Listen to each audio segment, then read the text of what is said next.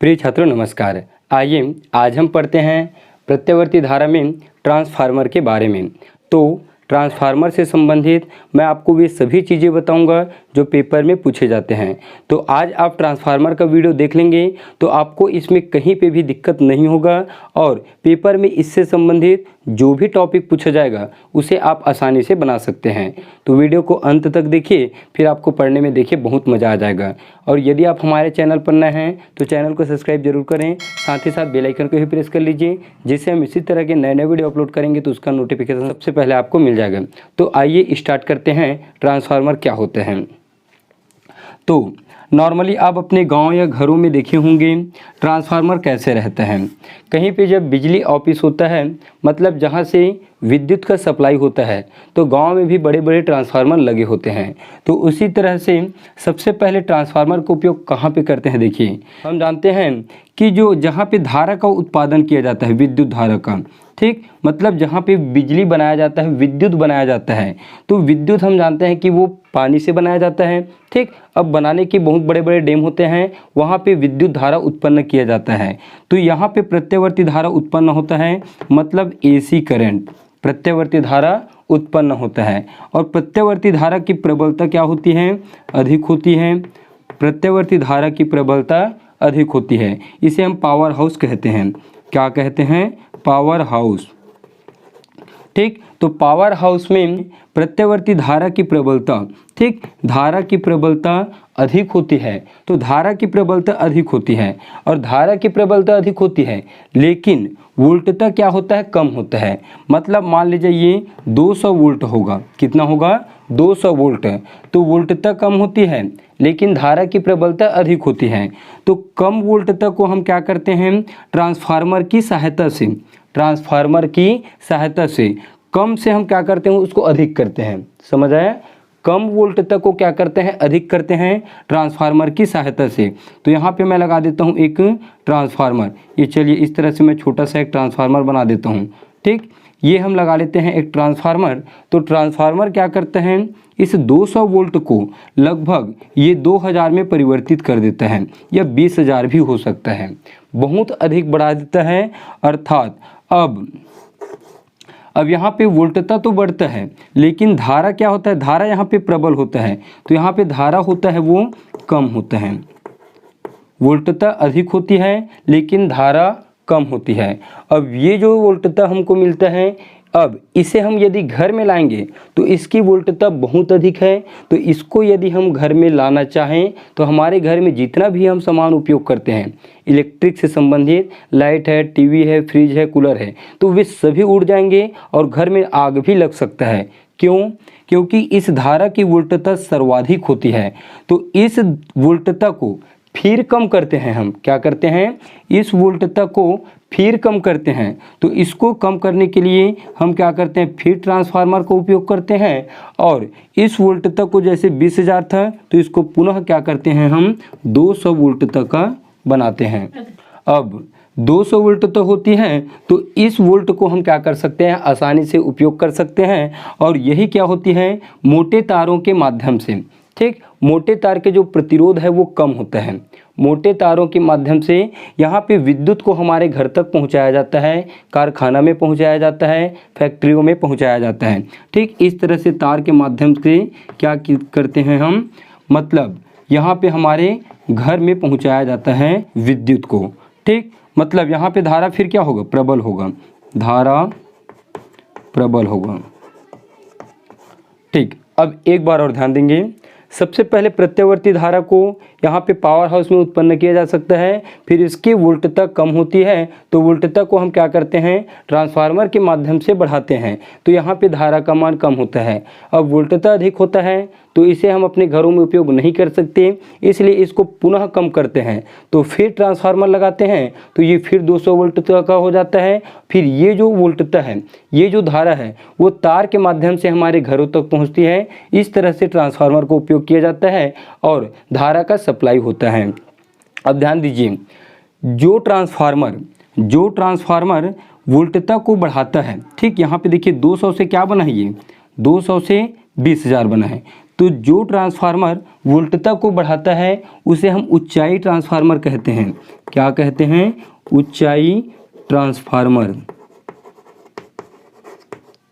ऊंचाई ट्रांसफार्मर। ऊंचाई ट्रांसफार्मर को इंग्लिश में कहते हैं स्टेप अप ट्रांसफार्मर। ठीक। और जो ट्रांसफार्मर वोल्टता को पुनः कम करता है, वोल्टता को पुनः कम करता है, ये बढ़ाता है। ठीक। तो जो ट्रांसफार्मर वोल्टता को कम करता है या वोल्टता घटा देता है उसे हम अपचाई ट्रांसफार्मर कहते हैं। अपचाई। ठीक। अपचाई ट्रांसफार्मर मतलब स्टेप डाउन ट्रांसफार्मर। तो सिंपल है, ऊंचाई मतलब वो उच्च कर देता है। ठीक। वोल्टता को जो उच्च करता है उसे ऊंचाई ट्रांसफार्मर कहते हैं, और जो वोल्टता को अपचयित करता है, कम करता है, उसे हम अपचाई ट्रांसफार्मर कहते हैं। तो ये होगा अपचाई ट्रांसफार्मर और ऊंचाई ट्रांसफार्मर का डेफिनेशन। ऊंचाई ट्रांसफार्मर वोल्टता को बढ़ाता है लेकिन धारा को वो कम करता है, और अपचाई ट्रांसफार्मर वोल्टता को कम करता है और धारा को क्या करता है? वो बढ़ा देता है। तो इस तरह से ऊंचाई ट्रांसफार्मर और अपचाई ट्रांसफार्मर का परिभाषा हम लिख सकते हैं।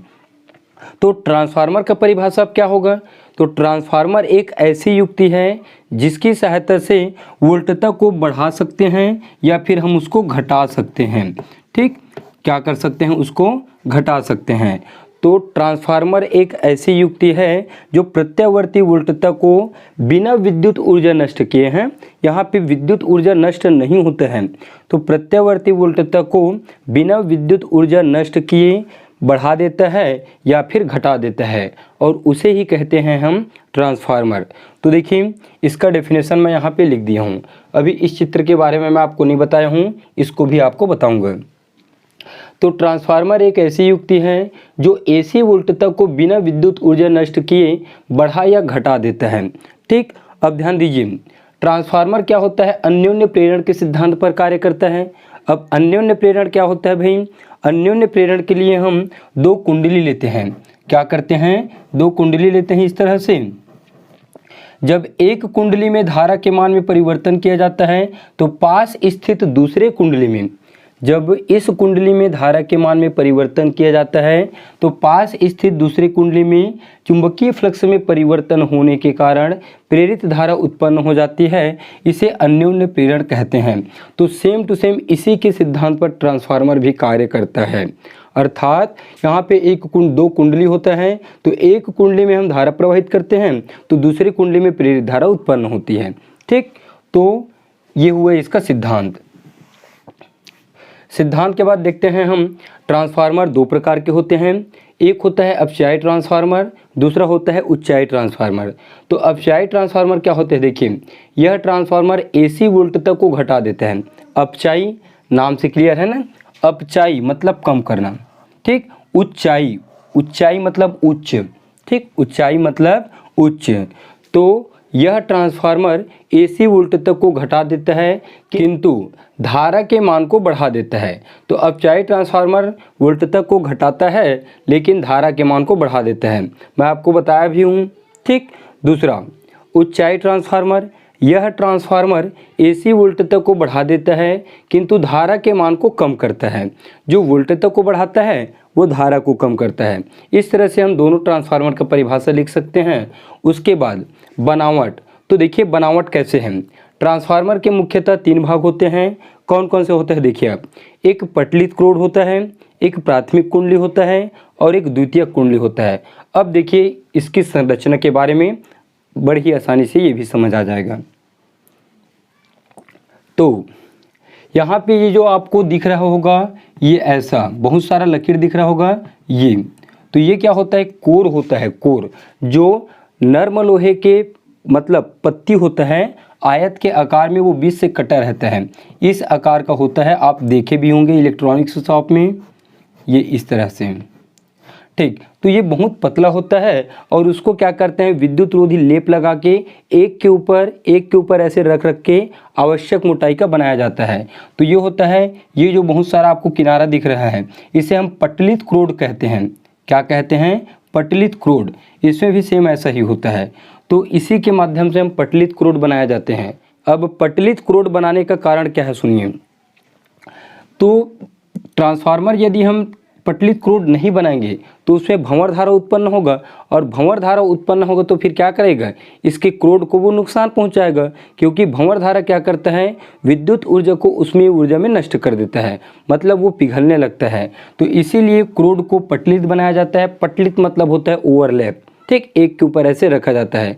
तो क्रोड पटलित बनाने से इसका प्रतिरोध बढ़ जाता है, और प्रतिरोध जब बढ़ेगा तो धारा का मान क्या होगा, कम होगा, मतलब भंवर धारा का मान क्या होता है, कम होता है। इस तरह से हम उसको हानि होने से बचा लेते हैं। और क्या करते हैं, इसकी दोनों भुजाओं पर, ठीक, विद्युत रोधी तार हम लपेट देते हैं, दोनों भुजा पर तार को लपेट देते हैं, तांबे के विद्युत रोधी तार को, ठीक। इस तरह से ये क्रोड बनाया जाता है पटलित क्रोड। अब पटलित क्रोड के बाद देखेंगे कि पटलित क्रोड के बाद देखिए प्राथमिक कुंडली। तो प्राथमिक कुंडली क्या है, जिस प्राथमिक कुंडली हम उस कुंडली को कहते हैं जिसमें धारा के मान में परिवर्तन किया जाता है। धारा के मान में परिवर्तन अर्थात देखिए ऊपर वाला जो कुंडली है वो प्राथमिक है, ये ऊपर वाला है वो प्राथमिक है। तो प्राथमिक कुंडली में हम क्या करते हैं, प्रत्यवर्ती धारा स्रोत जुड़े हैं, देखिए यहाँ पे ये ए और ये सी, यहाँ पे ये ए और ये सी।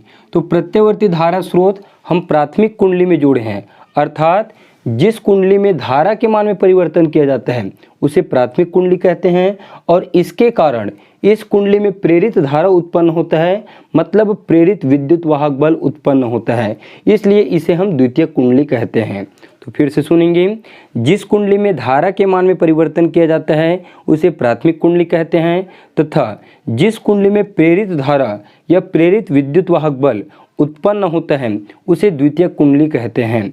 दोनों ट्रांसफार्मर के लिए यही डेफिनेशन होगा। तो ये प्राथमिक कुंडली और ये द्वितीयक कुंडली, ये भी आपको पता चल गया।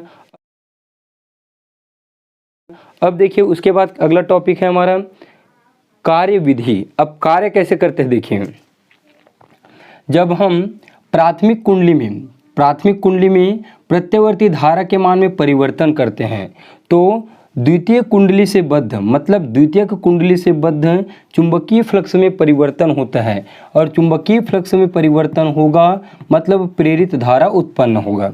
क्या होगा, प्रेरित धारा उत्पन्न होगा।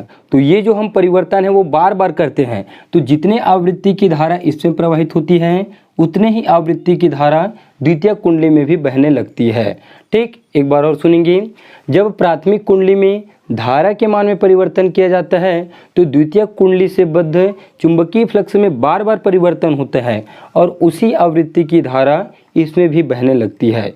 यह इसकी कार्यविधि छोटी सी है, ठीक। तो कार्यविधि आपको समझ आ गया होगा। अब हम देखेंगे इसकी गणितीय व्याख्या। तो इसमें से आप जो भी स्क्रीनशॉट लेना चाहते हैं उसे स्क्रीनशॉट ले लीजिए, और इस पूरे को मैं मिटा रहा हूँ, ठीक। इसको मिटाऊंगा और इस पूरे को मैं मिटाऊंगा। उसके बाद फिर इसकी गणितीय व्याख्या करेंगे, दक्षता निकालेंगे, परिणमन अनुपात निकालेंगे। तो इसमें से आप जो नोट करना चाहते हैं उसे नोट करिए, स्क्रीनशॉट ले लीजिए। 1 2 3, ठीक। तो आइए देखते हैं इसके लिए सूत्र। गणितीय व्याख्या करके आप लिख सकते हो, या व्यंजक करके लिख सकते हो, या सूत्र करके भी दिखा सकते हो, और इसी को हम सिद्धांत में भी दिखाते हैं। लेकिन आप उस सिद्धांत में उसी को बना लेना कि ये जो है वो अन्योन्य प्रेरण के सिद्धांत पर कार्य करता है। छोटा सा चीज़ मैं आपको और बता देता हूँ, इस ट्रांसफार्मर को सांकेतिक रूप में हम इस तरह से भी दिखा सकते हैं। प्राथमिक कुंडली में फेरों की संख्या तो इस तरह से ये, ठीक, और ये आपका क्रोड है, ठीक। ये जो कोर लगा हुआ है ना ये है, और द्वितीय कुंडली में फेरों की संख्या कम होती है, तो ये इस तरह से। ये किसके लिए है, अपचायी ट्रांसफार्मर के लिए है। ये अपचायी ट्रांसफार्मर, अपचायी, और उच्चाई के लिए क्या बना सकते हैं, इसमें फेरों की संख्या कम, ये इस तरह से। ये होगा उच्चाई ट्रांसफार्मर। ऊंचाई ये सांकेतिक रूप है। इस चित्र को आप नहीं बनाएंगे एग्जाम में, इस चित्र को बनाएंगे। यदि आपके पास समय कम है तो इसको भी बना सकते हो। यहाँ पे ऐसे से ये प्रत्यवर्ती वोल्टेज जोड़ देना, फिर इसको भी बना सकते हो आप। फिर भी इस चित्र को बनाएंगे तो ज़्यादा उचित रहेगा। तो चलिए देखते हैं इसकी गणितीय व्याख्या। तो माना कि प्राथमिक कुंडली में फेरों की संख्या हम, ठीक, प्राथमिक कुंडली को हम इंग्लिश में कहते हैं प्राइमरी कॉइल, ठीक, मतलब P से दर्शाते हैं, और द्वितीय कुंडली को कहते हैं सेकेंडरी कॉइल। तो ये P और ये S, तो इसमें फेरों की संख्या हम NP ले लेते हैं और इसमें फेरों की संख्या हम NS ले लेते हैं। तो माना कि ट्रांसफार्मर की प्राथमिक एवं द्वितीय कुंडली में फेरों की संख्या क्रमशः NP एवं NS है। अब प्राथमिक कुंडली से बद्ध चुंबकीय फ्लक्स क्या मानते हैं हम? फाई मानते हैं। माना यदि प्राथमिक कुंडली से बद्ध चुंबकीय फ्लक्स फाई हो तो फैराडे के द्वितीय नियम से, तो फैराडे का द्वितीय नियम क्या होता है भाई? विद्युत वाहक बल चुंबकीय फ्लक्स के परिवर्तन के अनुक्रमानुपाती होती है। अर्थात यहाँ पे क्या होगा, प्राथमिक कुंडली के लिए विद्युत वाहक बल ये हम E ले लेते हैं EP, और बराबर ये होगा d फाई बाई dt, ठीक, और फेरों की संख्या क्या है? NP है, तो यहाँ पे लगा दीजिए NP। अब यहाँ पे क्या होता है? माइनस होता है, और माइनस क्या चीज़ को प्रदर्शित करता है? विद्युत वाहक बल की जो प्रकृति होती है वो विरोधी प्रकृति का होता है, अर्थात चुंबकीय फ्लक्स में परिवर्तन का सदैव विरोध करता है। तो इसे दीजिए आप समीकरण 1।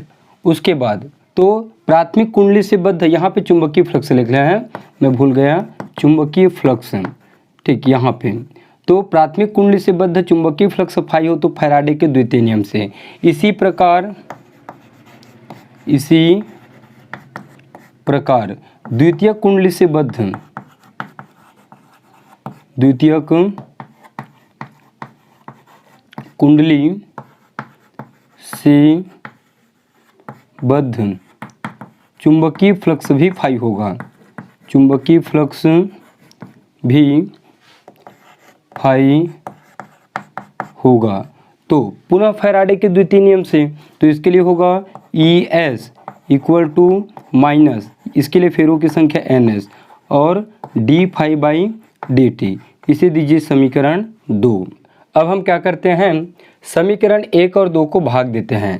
तो यहाँ पे लिख देता हूँ मैं समीकरण 2 भागित समीकरण 1। समीकरण 2 और समीकरण 1 को हम क्या करेंगे? भाग देंगे। तो समीकरण 2 को ऊपर में रखिए, तो ये होगा ES बट्टी ये बायां पक्ष EP इक्वल टू ES का वैल्यू क्या है? माइनस NS और d फाई बाई dt, और इसका वैल्यू क्या है? Minus NP d phi by dt। ये d फाई से d फाई dt कटेगा, माइनस से माइनस कटेगा, तो ES का वैल्यू मिलेगा हमें ES बटे EP इक्वल टू NS बटे NP, और आप इसे दे दीजिए नेक्स्ट समीकरण, अर्थात समीकरण 2 के बाद समीकरण 3। अब ध्यान दीजिए, तो प्राथमिक कुंडली का जो प्रतिरोध है वो नगण्य होता है। क्या होता है? प्राथमिक कुंडली का प्रतिरोध नगण्य होता है, इसलिए उसके विद्युत वाहक बल उसके वोल्टता के इक्वल होता है, अर्थात विद्युत वाहक बल मतलब EP और वोल्टता मतलब VP, ये दोनों आपस में इक्वल होते हैं। उसी तरह से द्वितीय कुंडली का परिपथ खुला रहता है, इसलिए इसके सिरे इसका विद्युत वाहक बल मतलब ES और इसके सिरों पर उत्पन्न वोल्टता मतलब VS, ये दोनों क्या होते हैं? आपस में इक्वल होते हैं। ठीक, कब की कंडीशन में? जब प्राथमिक कुंडली का प्रतिरोध नगण्य होता है तो इसका विद्युत वाहक बल इसके सिरों पर उत्पन्न वोल्टता के इक्वल होता है, तथा द्वितीय कुंडली का सिरा खुला रहता है तो इसमें इसका विद्युत वाहक बल इसकी वोल्टता के इक्वल होता है। तो इसके नीचे हम, ठीक, इसको बस याद रखिएगा। तो फिर चलिए देखते हैं, यदि प्राथमिक कुंडली में बहने वाली धारा IP है, ठीक, क्या है? IP है, और द्वितीय कुंडली में बहने वाली धारा IS है, तो हम क्या निकालेंगे? इसकी शक्ति निकालेंगे, और शक्ति का सूत्र क्या होता है? P इक्वल टू होता है I गुणा V, मतलब धारा और वोल्टता के गुणनफल को शक्ति कहते हैं। तो देखिए यहाँ पे मैं लिख दिया हूँ, यदि प्राथमिक व द्वितीय कुंडली में धाराएं क्रमशः IP एवं IS हो, प्राथमिक कुंडली में धाराएं IP प्रवाहित हो और द्वितीय कुंडली में धारा IS प्रवाहित हो, तब आदर्श स्थिति में, तो आदर्श स्थिति में कोई भी चीज़ आपस में क्या होते हैं, इक्वल होते हैं। आदर्श स्थिति में,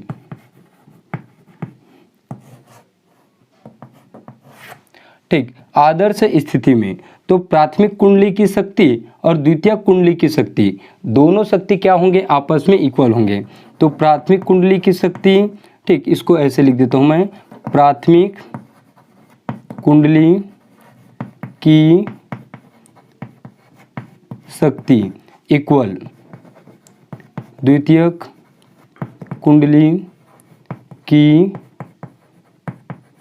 शक्ति। प्राथमिक कुंडली की शक्ति और द्वितीयक कुंडली की शक्ति दोनों आपस में क्या होते हैं, इक्वल होते हैं। तो शक्ति होता है P = I × V, ठीक। तो V की जगह मैं एक काम करूंगा, EP रखूंगा, विद्युत वाहक बल, ठीक, इसलिए मैं इसको आपको पहले से बता दिया हूँ। तो IP और V की जगह रखेंगे हम EP = द्वितीय कुंडली की शक्ति IS और EP की ये होगा ES। अब देखिए यहाँ पे ES/EP है, तो यहाँ पे भी आप ES/EP बनाइए, तो ये होगा IS इधर लाइए, IP/IS बराबर ये होगा ES/EP, और इसे फिर दे दीजिए आप समीकरण 3 के बाद 4। अब समीकरण 3 व 4 से हम दो स्थितियां लेते हैं इसमें, ठीक। समीकरण 3 व 4 से, ठीक,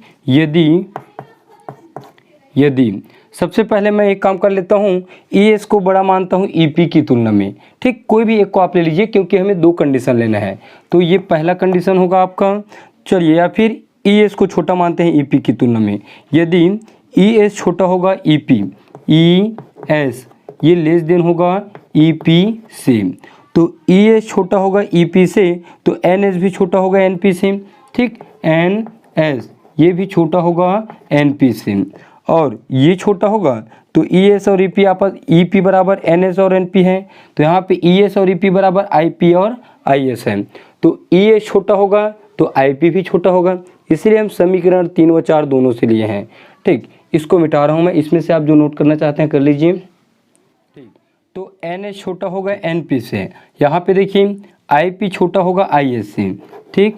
IP ये छोटा होगा IS से, ऊपर वाले को हम छोटा ले रहे हैं अभी, ठीक। IP less than IS, ES less than EP और NS लेस देन NP। अब इस कंडीशन में देखिए सिंपल सी बात है, NS मतलब द्वितीयक कुंडली में फेरों की संख्या और NP मतलब प्राथमिक कुंडली में फेरों की संख्या। तो द्वितीयक कुंडली में फेरों की संख्या कम है और प्राथमिक कुंडली में फेरों की संख्या अधिक है, तो ये कौन सा ट्रांसफार्मर होगा, देखिए यहीं से हम लेंगे।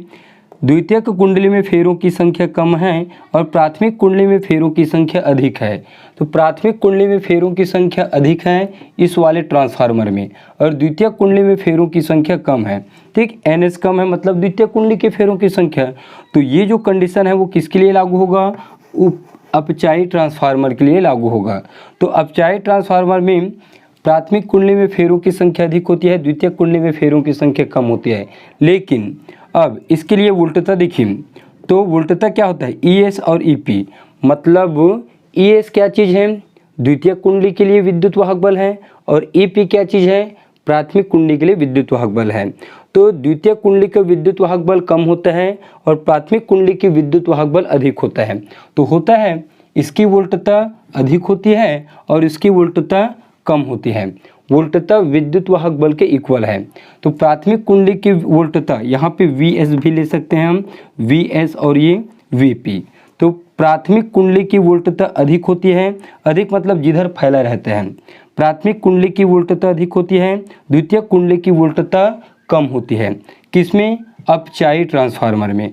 अब धारा के पास पहुँचिए, तो IP देखिए, प्राथमिक कुंडली में धारा का मान क्या होता है, कम होता है, और द्वितीयक कुंडली में धारा का मान क्या होता है, अधिक होता है। वोल्टता इसमें अधिक होता है, वोल्टता इसमें अधिक से ये कम होता है, लेकिन धारा क्या होगा भाई, कम से अधिक होगा, ठीक, प्राथमिक कुंडली में धारा कम होता है और द्वितीयक कुंडली में धारा अधिक होता है। हम इसका परिभाषा भी पढ़े हैं। अपचायी ट्रांसफार्मर वह ट्रांसफार्मर है जो प्रत्यावर्ती वोल्टता को कम करता है और धारा के मान को बढ़ा देता है।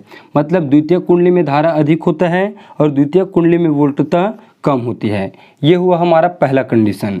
ठीक, दूसरा,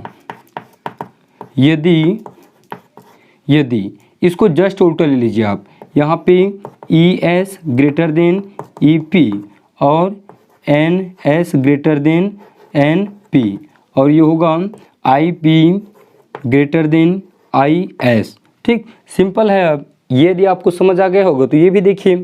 ठीक, ES को हम ले सकते हैं VS और ये ले सकते हैं VP। मतलब वोल्टता द्वितीयक कुंडली की अधिक होती है और प्राथमिक कुंडली की कम होती है। फेरों की संख्या से लीजिए, प्राथमिक कुंडली में फेरों की संख्या कम, द्वितीयक कुंडली में फेरों की संख्या अधिक। तो प्राथमिक कुंडली में फेरों की संख्या कम, द्वितीयक कुंडली में फेरों की संख्या अधिक। तो ये किसके लिए है?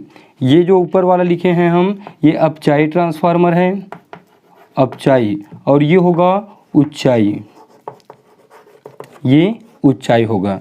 अब फेरों की संख्या के बाद देखिए धारा, तो हम जानते हैं उच्चाई ट्रांसफार्मर में वोल्टता को क्या करता है? बढ़ाता है। तो यहाँ देखिए प्राथमिक कुंडली में वोल्टता कम, द्वितीयक कुंडली में वोल्टता अधिक, तो वोल्टता बढ़ रहा है, इसमें बढ़ रहा है ना, द्वितीयक कुंडली में वोल्टता बढ़ रहा है, लेकिन द्वितीयक कुंडली में धारा इस बार कम होगा।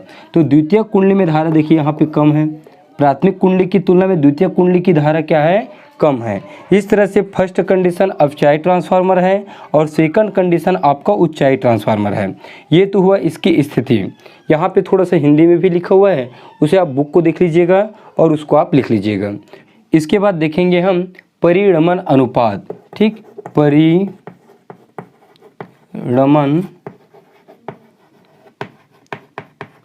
अनुपात, ठीक, ट्रांसफॉर्मेशन रेशियो कहते हैं इसको इंग्लिश में। तो परिणमन अनुपात बहुत ही आसान है, इसे हम R से प्रदर्शित करते हैं। तो R का मान होता है द्वितीयक कुंडली में फेरों की संख्या प्राथमिक कुंडली में फेरों की संख्या के अनुपात के बराबर होता है, अर्थात NS/NP, NS/NP। द्वितीयक कुंडली में फेरों की संख्या प्राथमिक कुंडली में फेरों की संख्या के अनुपात को परिणमन अनुपात कहते हैं, ट्रांसफॉर्मेशन रेशियो R = NS/NP। यह हुआ परिणमन अनुपात। अब देखते हैं दक्षता। तो दक्षता देखिए, अब तो दक्षता क्या होती है? निर्गत शक्ति। निर्गत मतलब इसमें निर्गत होता है और ये निवेशी होता है। तो निर्गत शक्ति और निवेशी शक्ति के अनुपात को ट्रांसफार्मर की दक्षता कहते हैं। दक्षता को हम ईटा से प्रदर्शित करते हैं। ये निर्गत शक्ति और निवेशी शक्ति,